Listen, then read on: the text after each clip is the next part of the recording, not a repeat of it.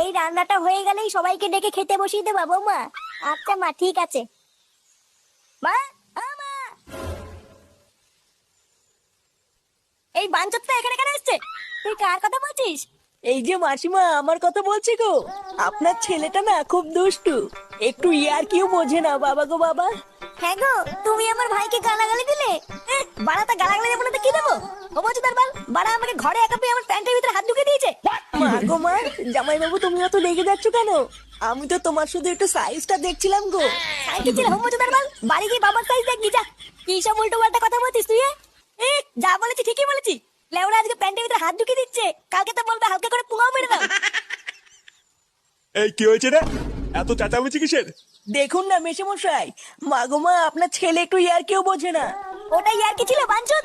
দেখেছেন তো কিভাবে বলছে। দেখো মা, আমি কিন্তু বলে দিচ্ছি, এই চুদির ভাই যদি বাড়িতে থাকে আমি কিন্তু বাড়ি থাকবো না, বলে দিলাম। চোরে বাচ্চা, তুই ঘর থেকে বেরিয়ে যা। আমরা কোনো কাজকর্মের বেলায় নেই, কোনো রোজগার পাতি নেই, আবার বড় বড় কথা। ও বাড়া, মায়ের থেকে মাসির দরদ বেশি, তাই তো? বাড়া এখন তো দেখছি আমার থেকে এই বাড়িতে হোমোচোদার দাম বেশি। লেওনা যেদিন এই হোমোচোদাটা তোমার ধুতির ভিতরে হাত ঢুকিয়ে নেয়ানারি করবে সেদিন বুঝবা বালের এই বাড়িতে আমার কোনো